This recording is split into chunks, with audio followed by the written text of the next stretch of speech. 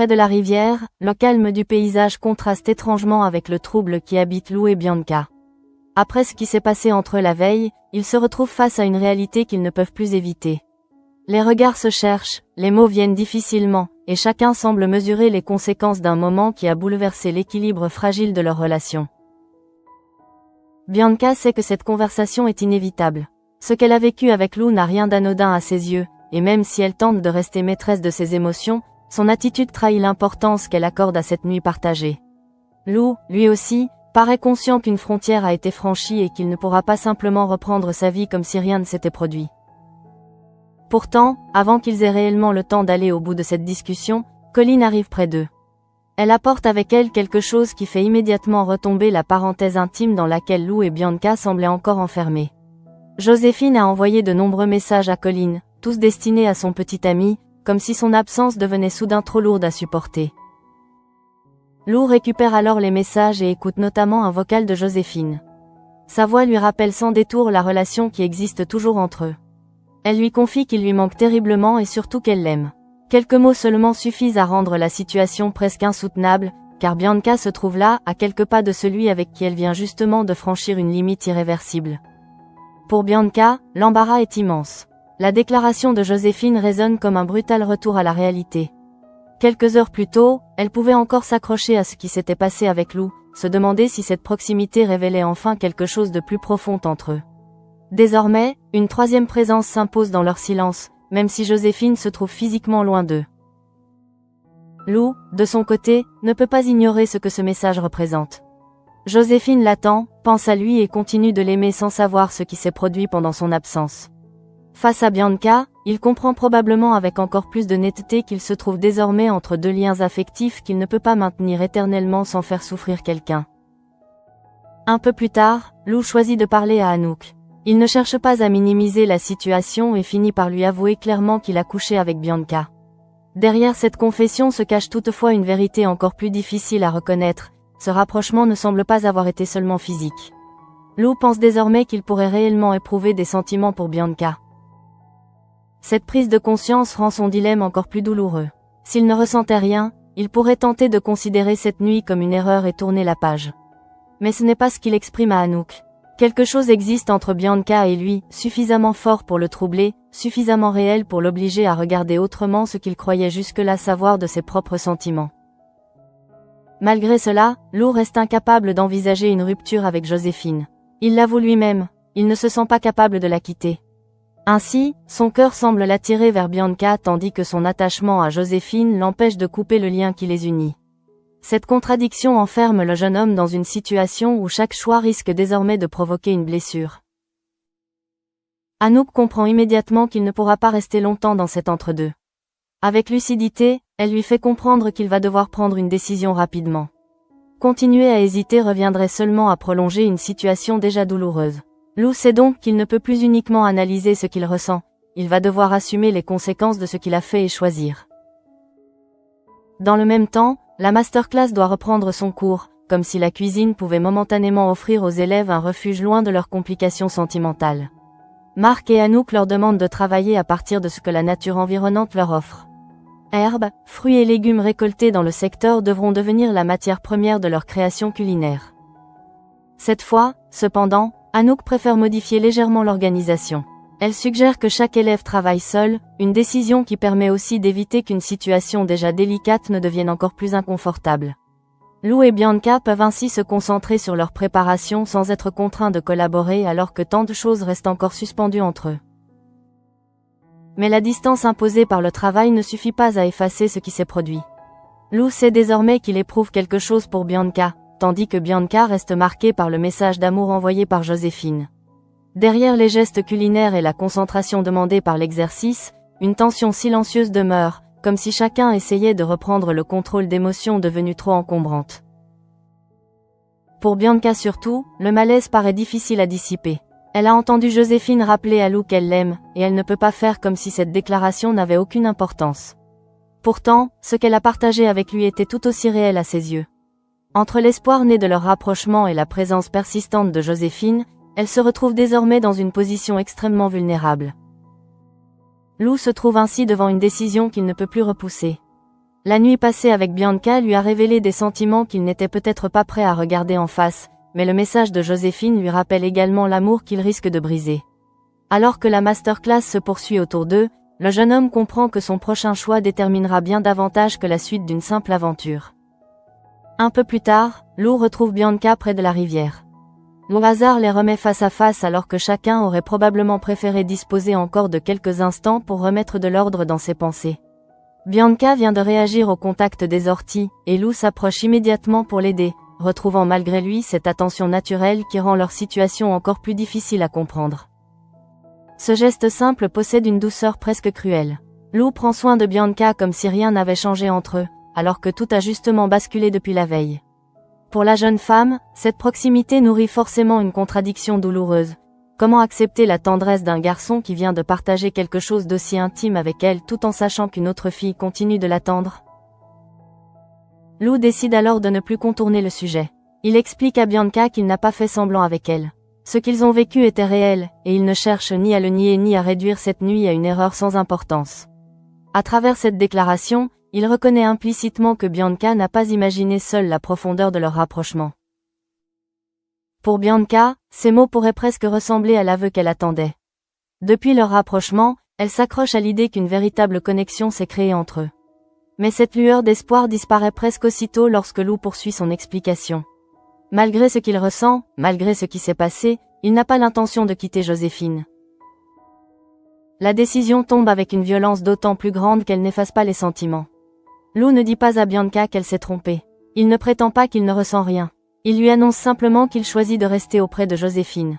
Pour Bianca, cette nuance rend probablement la blessure encore plus profonde, car elle sait désormais qu'elle compte pour lui sans être celle qu'il choisit. Blessée, Bianca encaisse pourtant le coup sans provoquer de scène. Elle doit accepter que leur nuit n'ouvrira pas immédiatement la voie vers la relation qu'elle pouvait espérer. Lou a tranché, au moins pour l'instant, et cette décision la replace brutalement à l'extérieur d'une histoire dans laquelle elle s'était pourtant engagée avec ses émotions les plus sincères. Lorsqu'elle retrouve Ninon au campement, Bianca n'a plus réellement besoin de protéger ce qu'elle ressent. Elle lui raconte tout, le rapprochement avec Lou, ce qui s'est passé entre eux, puis la conversation qui vient de mettre fin à ses espoirs immédiats. Avec Ninon, elle peut enfin laisser apparaître la fragilité qu'elle s'efforçait jusque-là de contenir devant Lou. Malgré sa déception, Bianca reste persuadée qu'il existe quelque chose de véritable entre elle et Lou. Elle ne considère pas leur rapprochement comme une illusion ou un simple accident. Ce qui la fait souffrir n'est donc pas l'absence de sentiments, mais précisément l'inverse, elle pense qu'ils éprouvent quelque chose l'un pour l'autre alors même que Lou décide de rester avec Joséphine. Cette conviction pourrait facilement pousser Bianca à attendre, à espérer un changement ou à rester proche de lui dans l'idée qu'il finira par revenir sur sa décision. Pourtant, elle choisit une autre voie. Puisqu'il a choisi Joséphine, elle décide de prendre ses distances. Ce retrait devient pour elle une manière de se protéger et de ne pas prolonger davantage une situation qui la blesse. Pendant ce temps, la masterclass arrive progressivement à son terme. Les élèves finalisent les plats élaborés à partir des herbes, des fruits et des légumes récoltés dans les environs. Après plusieurs heures traversées par les tensions personnelles, ils doivent de nouveau présenter leur travail devant Marc et Anouk, retrouvant pour quelques instants le cadre plus rassurant de l'apprentissage culinaire. Marc et Anouk goûtent les différentes préparations et félicitent l'ensemble du groupe. Malgré les complications qui ont marqué cette parenthèse loin de l'Institut, les élèves ont su mener l'exercice jusqu'au bout. Cette réussite collective offre un bref moment d'apaisement, comme si la cuisine parvenait temporairement à suspendre les problèmes sentimentaux qui continuent pourtant de travailler certains d'entre eux en silence. Avant de tout remballer, le groupe décide d'immortaliser la fin de cette étape. Une photo est prise avec le téléphone de Colline. Les élèves se rapprochent, retrouvent pour quelques secondes l'apparence d'une bande unie et détendue. Mais derrière les sourires demandés par l'objectif, chacun n'a évidemment pas oublié ce qui s'est joué pendant ces derniers jours.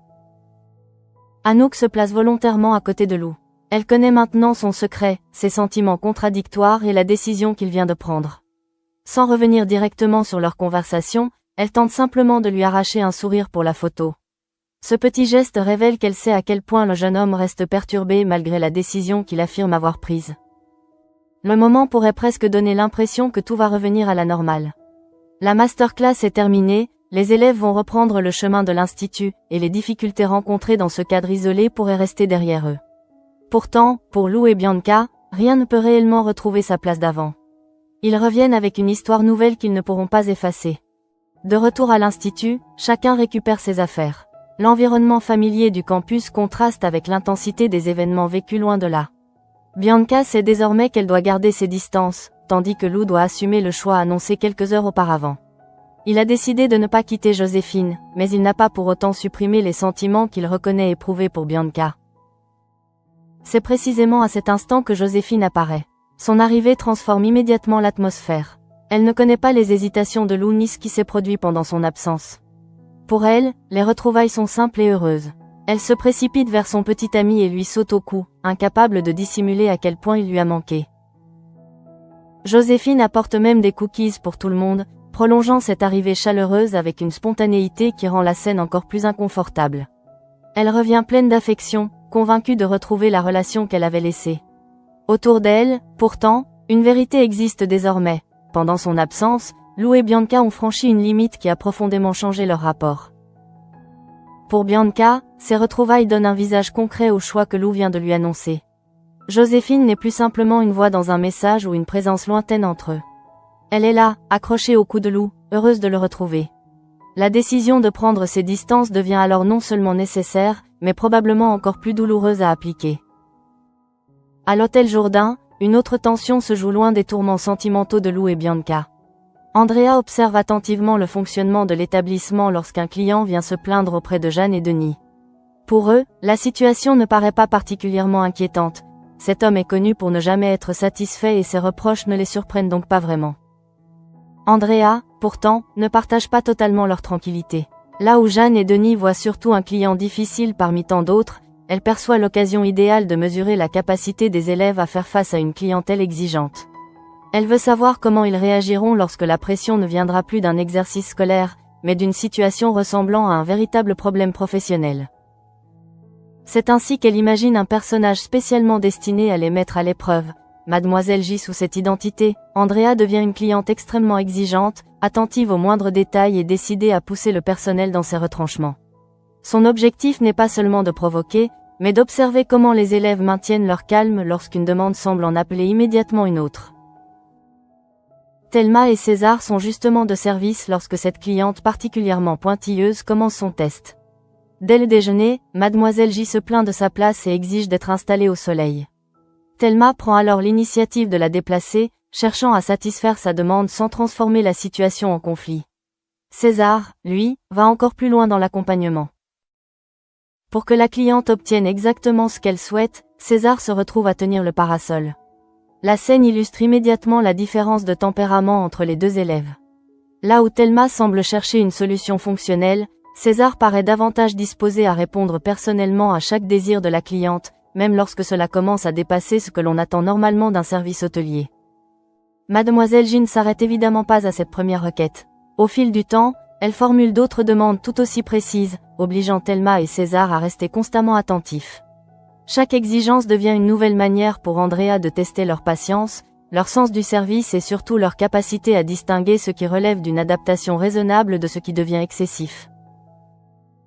Cette mise à l'épreuve finit par atteindre un point plus délicat lorsque Mademoiselle J annonce qu'elle veut changer de chambre. Le problème est pourtant évident, l'hôtel est complet.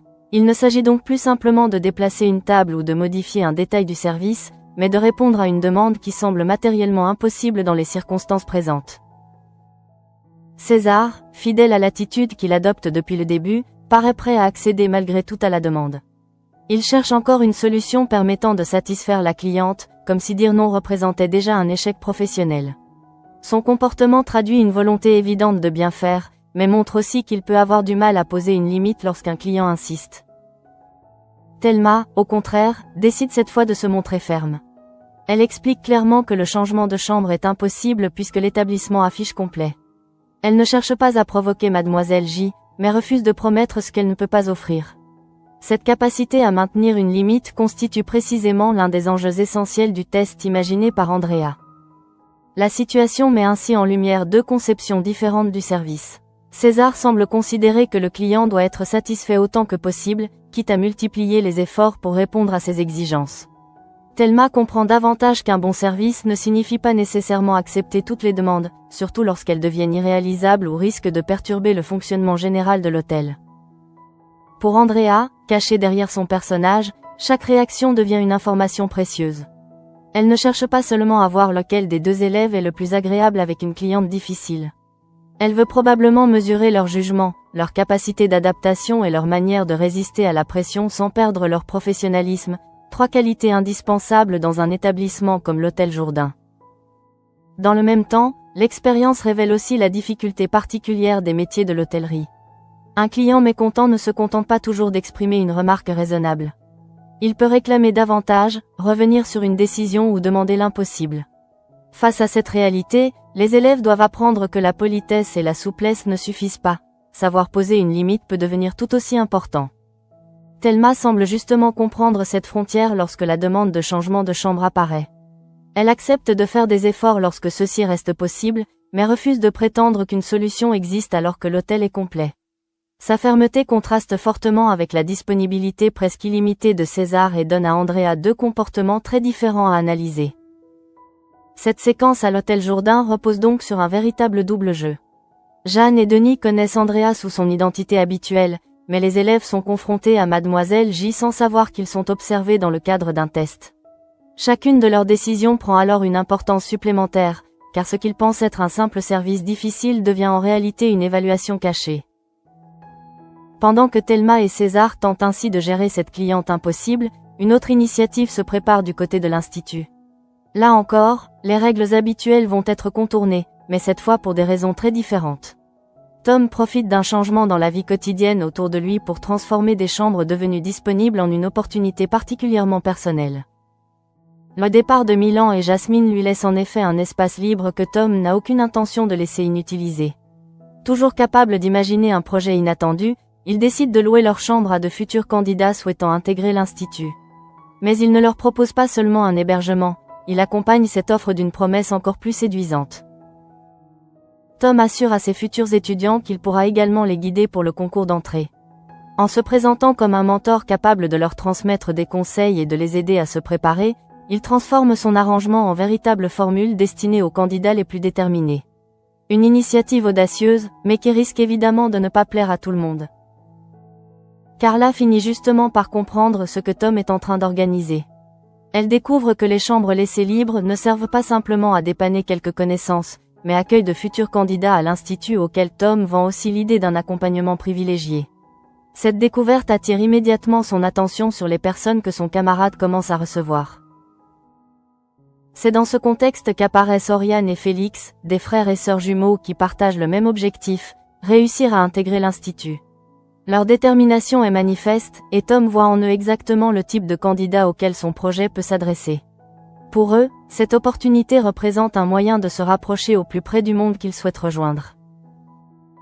Tom ne se contente d'ailleurs pas de leur parler du concours. Il décide de les conduire jusqu'au studio afin qu'ils puissent cuisiner et commencer concrètement à se préparer. Son initiative franchit alors une nouvelle limite, il ne s'agit plus simplement de louer des chambres ou de donner quelques conseils, mais d'utiliser les installations de l'Institut pour entraîner des candidats qui n'y sont pas encore admis.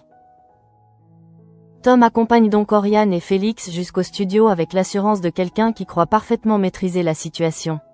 À ses yeux, cette séance de cuisine constitue presque une démonstration de ce qu'il leur promet, un accès privilégié aux méthodes de l'Institut et un aperçu concret de ce qui les attend s'ils réussissent le concours. Les jumeaux, eux, se montrent immédiatement concentrés et déterminés. Pour Oriane comme pour Félix, entrer dans cet espace représente déjà une forme d'accomplissement. Ils ne sont encore que candidats, mais ils se retrouvent dans un lieu réservé à ceux qui appartiennent réellement à l'Institut. Cette proximité avec leur objectif nourrit leur motivation et les pousse à prendre l'exercice au sérieux, comme s'ils disposaient déjà d'une première occasion de prouver qu'ils méritent d'y entrer. Carla observe la scène avec une curiosité mêlée de méfiance. Elle connaît suffisamment Tom pour comprendre qu'il aime transformer la moindre opportunité en projet personnel, mais cette fois, il semble avoir poussé son idée beaucoup plus loin. Louer les chambres de Milan et Jasmine était déjà audacieux. Faire cuisiner des candidats directement dans les installations de l'Institut franchit clairement une autre limite. Tom, pourtant, paraît persuadé que son initiative peut fonctionner. Dans son esprit, il ne fait peut-être qu'aider des futurs élèves motivés à mieux se préparer. Mais cette vision très personnelle oublie un détail essentiel. L'Institut possède ses propres règles, ses propres méthodes de sélection et surtout un directeur qui ne tolère guère que l'on décide à sa place de qui peut utiliser ses locaux. C'est alors que Tessier découvre ce qui est en train de se passer. Sa réaction est immédiate. En voyant Oriane et Félix cuisiner dans le studio alors qu'ils ne sont pas étudiants de l'établissement, il ne cherche pas à discuter longuement du bien fondé de l'initiative. Pour lui, la situation est suffisamment claire, ces candidats n'ont rien à faire dans cet espace. L'autorité de Tessier tombe donc brutalement sur le petit arrangement de Tom. Les jumeaux sont mis dehors sans cérémonie, et l'expérience qui devait leur donner une longueur d'avance s'interrompt aussi vite qu'elle avait commencé. Cette intervention rappelle à Tom que l'Institut ne peut pas être utilisé comme une extension de ses propres projets, même lorsqu'il pense rendre service. Pour Oriane et Félix, cette sortie forcée constitue un premier contact assez rude avec l'univers qu'ils souhaitent intégrer. Leur détermination ne disparaît pas pour autant, mais ils découvrent immédiatement que l'Institut fonctionne selon une discipline stricte et que l'enthousiasme ne suffit pas pour franchir toutes les portes. Leur ambition demeure, mais leur chemin vers l'admission s'annonce manifestement moins simple qu'ils ne l'imaginaient. Carla, témoin de l'intervention, comprend probablement que Tom vient d'aller trop loin. Il voulait transformer son expérience d'ancien étudiant en avantage pour de futurs candidats, mais il a surtout pris le risque de contourner les règles du concours. Dans un établissement où chaque place doit être gagnée, l'idée même d'un accès privilégié peut rapidement devenir problématique.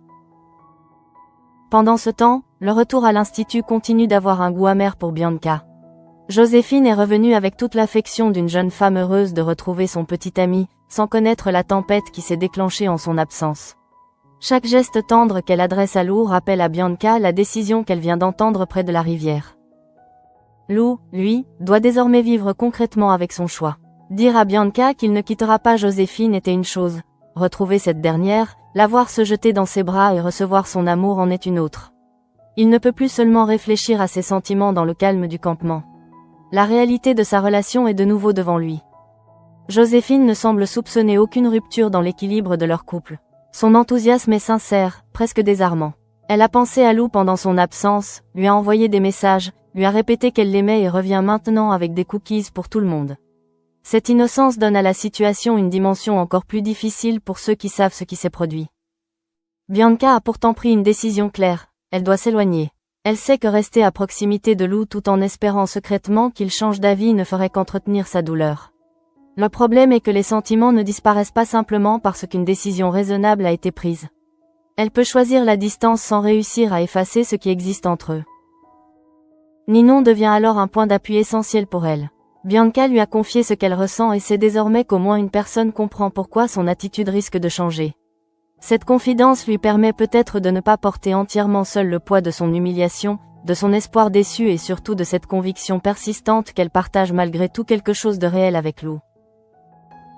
Anouk connaît elle aussi une partie de la vérité, mais depuis un autre point de vue. Elle a entendu Lou reconnaître ses sentiments pour Bianca tout en affirmant qu'il ne pouvait pas quitter Joséphine. En l'encourageant à choisir rapidement, elle avait compris que l'indécision risquait de devenir plus destructrice encore que la décision elle-même. Cependant, même après avoir tranché, Lou ne semble pas réellement libérée. Le sourire qu'Anouk avait essayé de lui arracher pour la photo de groupe suffisait déjà à montrer son malaise. Revenir auprès de Joséphine n'efface ni la nuit passée avec Bianca ni les sentiments qu'il a admis. Son choix ferme une possibilité sans forcément résoudre ce qui se passe en lui. Cette contradiction crée un équilibre particulièrement fragile entre les trois jeunes gens. Joséphine croit retrouver son couple intact, Bianca tente de se retirer pour se protéger, et Lou essaie de rester auprès de celle qu'il a choisi de ne pas quitter. Mais chacun de ses regards, chacune de ses hésitations peut désormais révéler quelque chose que Joséphine ignore encore complètement. À l'hôtel Jourdain, Andrea poursuit de son côté son propre jeu de dissimulation. Là encore, quelqu'un ignore la véritable nature de ce qui se passe devant lui, mais le contexte est bien différent. Thelma et César pensent gérer une cliente particulièrement difficile alors qu'ils sont en réalité soumis à une évaluation soigneusement construite. Le contraste entre les deux élèves devient de plus en plus intéressant. César semble vouloir éviter tout refus, comme si la satisfaction immédiate de Mademoiselle J devait toujours rester sa priorité. Thelma, elle, accepte les demandes lorsqu'elles sont réalisables, puis sait finalement dire non lorsqu'une limite objective s'impose avec l'hôtel complet. Pour Andrea, cette différence est précisément ce que son test permet de faire apparaître. Un exercice annoncé à l'avance aurait probablement donné aux élèves le temps de préparer des réponses idéales. En jouant Mademoiselle J, elle observe leurs réactions spontanées, celles qui surgissent lorsque la pression devient réelle et qu'ils n'ont pas conscience d'être évalués. Thelma montre alors qu'elle peut rester ferme sans perdre son professionnalisme. César révèle une grande disponibilité, mais peut-être aussi une tendance à vouloir trop satisfaire. Aucun de ces comportements n'est entièrement dépourvu de qualité, c'est justement leur manière différente de gérer la même cliente qui donne tout son intérêt à l'expérience mise en place par Andrea. Ainsi, alors que les élèves reviennent progressivement à leur quotidien après la masterclass, plusieurs vérités demeurent encore cachées. Joséphine ignore ce qui s'est passé entre Lou et Bianca, Thelma et César ignorent l'identité réelle de Mademoiselle J, tandis qu'Oriane et Félix découvrent que les raccourcis promis par Tom ne leur ouvriront pas si facilement les portes de l'Institut. Dans chacun de ces fils narratifs, les apparences commencent pourtant à se fissurer. Lou a fait un choix, mais ses sentiments restent présents. Andrea contrôle son personnage, mais son test finira forcément par prendre fin. Tom, quant à lui, vient déjà de se heurter à l'autorité de Tessier. Le retour à la réalité est donc rude pour presque tout le monde. Pour Lou, le plus difficile commence peut-être précisément au moment où tout semble revenir à la normale. Joséphine est de nouveau auprès de lui, heureuse, spontanée, convaincue que leur histoire continue sans la moindre fissure. Pourtant, derrière l'apparence de ces retrouvailles simples, le jeune homme transporte désormais un secret qui change profondément la manière dont il peut regarder celle qu'il a décidé de ne pas quitter. Bianca, elle, comprend qu'elle n'a plus d'autre choix que de tenir la promesse qu'elle s'est faite. Prendre ses distances ne signifie pas cesser d'éprouver quelque chose pour Lou, mais refuser de rester prisonnière d'une attente qui pourrait la détruire. Elle sait ce qu'il lui a dit, elle sait aussi ce qu'ils ont partagé, et cette contradiction devient désormais le cœur même de sa souffrance. La présence de Joséphine rend cette décision encore plus concrète. La jeune femme revient vers Lou avec une affection sincère, lui offrant sans méfiance toute la tendresse qu'elle avait conservée pendant leur séparation. Elle ignore complètement qu'au même moment Bianca lutte pour cacher sa peine et que Lou, malgré son choix, reste profondément troublé par ce qu'il ressent pour une autre. C'est cette innocence qui rend la situation particulièrement cruelle. Joséphine ne revient pas pour reconquérir quelqu'un qui lui aurait échappé, elle pense simplement retrouver son petit ami. Ses messages, ses mots d'amour et les cookies apportés au groupe témoignent d'une relation qu'elle considère toujours comme évidente. Pour Bianca, assister à cela revient à comprendre définitivement quelle place Lou a décidé de préserver. Lou ne peut pourtant pas prétendre que rien n'a existé avec Bianca. Il lui a lui-même assuré qu'il n'avait pas fait semblant, et il a reconnu devant Anouk qu'il pensait éprouver des sentiments pour elle. Son choix en faveur de Joséphine ne supprime donc pas cette vérité. Il tente seulement de construire une frontière là où ses émotions ont déjà brouillé toutes les lignes. Anouk l'avait compris avant lui avec une grande lucidité. En lui demandant de trancher rapidement, elle cherchait à éviter que son hésitation ne blesse davantage les deux jeunes femmes. Mais une décision ne suffit pas toujours à réparer les conséquences d'un acte. Lou a choisi de rester avec Joséphine, tandis que Bianca choisit désormais de s'éloigner, et cette double décision laisse derrière elle une tension impossible à effacer. Ninon reste celle auprès de qui Bianca peut déposer ce qu'elle ne veut plus montrer à Lou. Elle connaît désormais toute l'histoire et comprend pourquoi son amie refuse de continuer à nourrir ses espoirs. Bianca reste persuadée qu'il existe quelque chose de véritable entre elle et Lou, mais elle accepte en même temps que ce quelque chose ne soit pas suffisant pour le détourner de Joséphine. Pendant ce temps, à l'hôtel Jourdain, Andrea mène son expérience jusqu'au bout en conservant son rôle de Mademoiselle J. Derrière les exigences incessantes de cette cliente impossible se cache une observation beaucoup plus sérieuse du comportement des élèves. Thelma et César ont été poussés dans leur retranchement, chacun révélant une manière très différente de comprendre la notion de service. César s'est montré disponible jusqu'à l'excès, toujours prêt à chercher une solution pour satisfaire la cliente. Thelma, de son côté, a démontré qu'elle pouvait faire preuve de souplesse sans renoncer à poser des limites lorsqu'une demande devenait matériellement impossible. Lorsque l'hôtel affiche complet, elle refuse de promettre un changement de chambre qu'elle ne peut pas réellement offrir. Cette fermeté ne signifie pas un manque de professionnalisme. Au contraire, elle montre qu'un bon service ne consiste pas seulement à dire oui. Andrea cherchait précisément à observer cette capacité de discernement chez les élèves, et son double jeu lui permet de découvrir leurs réactions lorsqu'ils pensent n'avoir affaire qu'à une cliente particulièrement difficile. Tom, lui, apprend une leçon beaucoup plus directe. Son idée de transformer les chambres laissées libres par Milan et Jasmine en hébergement pour de futurs candidats aurait déjà pu attirer l'attention. Mais en leur promettant également un mentorat, puis en conduisant Oriane et Félix dans le studio de l'Institut, il franchit une limite que Tessier ne laisse pas passer. Oriane et Félix étaient pourtant prêts à saisir cette chance. Les jumeaux affichent une détermination claire à rejoindre l'Institut et prennent au sérieux l'opportunité que Tom leur présente. Ils croient pouvoir bénéficier d'une préparation privilégiée, découvrir les lieux et se confronter à la cuisine dans un environnement qui représente déjà pour eux le monde auquel ils souhaitent appartenir. L'intervention de Tessier interrompt brutalement cet enthousiasme. Dès qu'il découvre la présence des deux candidats dans le studio, il les met dehors.